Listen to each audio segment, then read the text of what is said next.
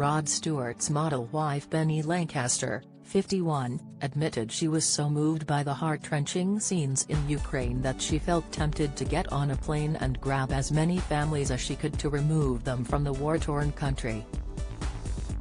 In a candid new interview, she told Dan Walker the inside story on how they helped one family by giving them a new life and place of safety in the UK.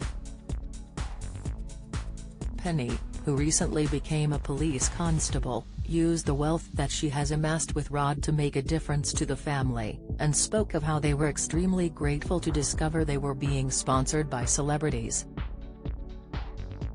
Seeing families displaced by war and famine is always heart-wrenching, and you wanna be able to fly out and grab as many people as you can, she confided.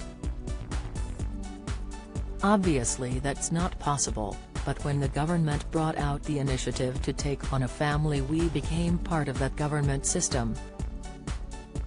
We rented a large property for a family who've got 4 children and another family's being looked after by a family that work at our house, Penny continued. She added that her motive was to give them independence and to make them feel they belong, despite speaking absolutely no English when they first arrived.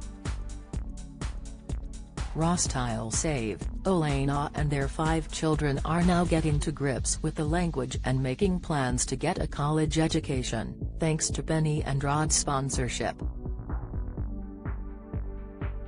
They were very, very happy to find out that it was Rod helping them, and were extremely grateful, she continued in her interview with Channel 5. Rod also spoke out, revealing to the Mirror that although had previously kept his charity endeavors under wraps, he now wanted to be vocal about what he was doing. He added that he hoped his candor would inspire others to do the same and use their own resources to take in a family if they could. "I am a knight, I should be using my power to do something for people," he reasoned.